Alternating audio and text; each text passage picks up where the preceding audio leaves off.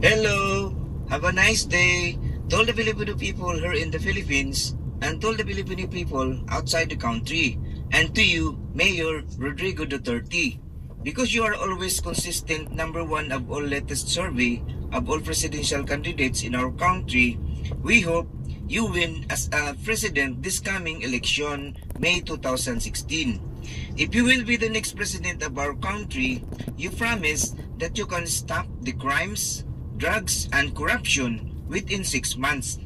If you cannot accomplish your promises, it is because the main reason why the crimes, drugs, and corruption did not stop in our country, it is because of our countrymen, the Filipino people, are in the line of poverty. No permanent jobs, and those people have jobs, their salary month is smaller than the expenses every month.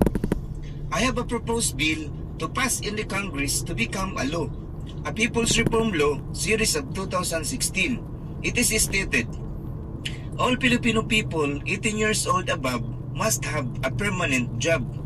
How to become a reality? These are the implementing rules and regulation. Number 1, each province must have one industrial zones in the location must be accessible to all the types of transportation in land, in air, and in the sea. How to become a reality?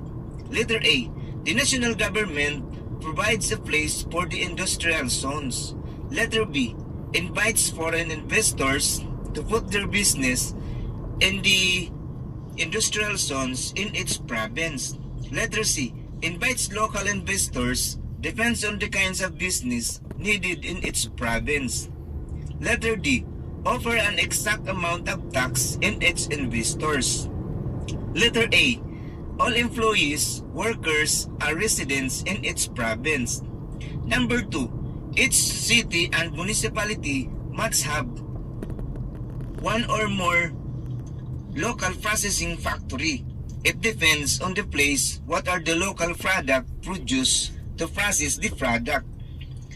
Like the corn, processed to become an animal feeds, the rice.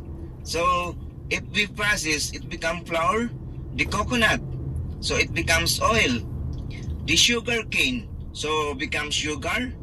The fruits, so many fruits we have in different municipality have abundance of fruits. So we process that also. Some fruits are export to other country. Then some municipality have abundance of vegetables. So there are so many kinds of process for the vegetable product. In seafoods and meat products, so if we process that, it becomes canned goods, so we can export that to other country and other local product produced in a city or in municipality. How to become a reality? Letter A, invites local investors to put their business in that area. Letter B, offer an exact amount of tax to the investors. Letter C, all employees, workers, are residents in its city and municipality. Number 3, each barangay must have one cooperative organization for business based on the demand in its barangay. The national government must provide money for loans for the investment in its cooperative in its barangay. So there are so many businesses open in its barangay with the manage of the cooperative. Like for example, number 1, grocery stores. So that is important. So it is demands every day, the grocery store. School supply store. If the barangay is near the school, so it's good for the business. School supply store. Bake shop. Barber shop. Laundry shop. That is the daily needs for the barangay. Water refilling station. If the barangay is the location, the water is not good to drink. So water refilling station is good for business on that area. Vegetable stores and fruit stores. So that is also needs in every day. So meat shop, seafood store.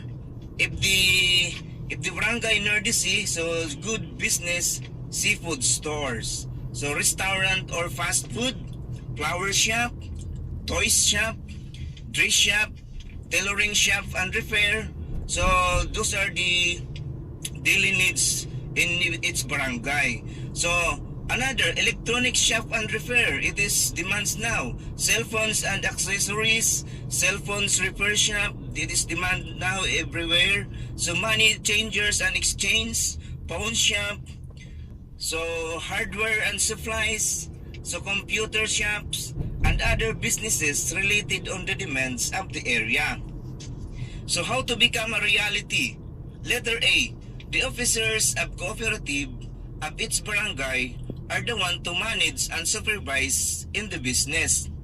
Letter B, the members of its cooperative will help each other in the business. Letter C, the residents in the barangay have no job for the meantime will hired as a worker based on their skills and knowledge. So these are the advantages and benefits of this proposed bill. All Filipino people 18 years old above must have a permanent job. Number 1, all the residents in its province are the priority to work in the industrial zones based on their qualifications, skills, and knowledge. Number 2, all the residents in its city and municipality are the priority to work in the local processing factory based on their qualifications, skills, and knowledge. So, no need to go abroad to find job. Our Filipino countrymen finish their schooling in college, then they find job here in the Philippines because no more vacancies. So, some Filipino people find their jobs outside the country. So, if we have already different, all provinces have processing zones, all different cities and municipalities have their own local processing factory, so no need to go abroad to find job. So number 3, all the residents in its barangay are the priority to work in the cooperative based on their qualifications and skills.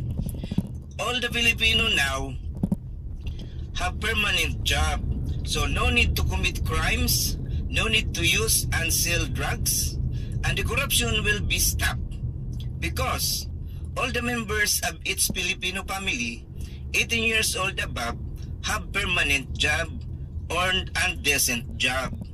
So thank you very much and God save our country. So we proud the Filipino. The future of our country depend on us.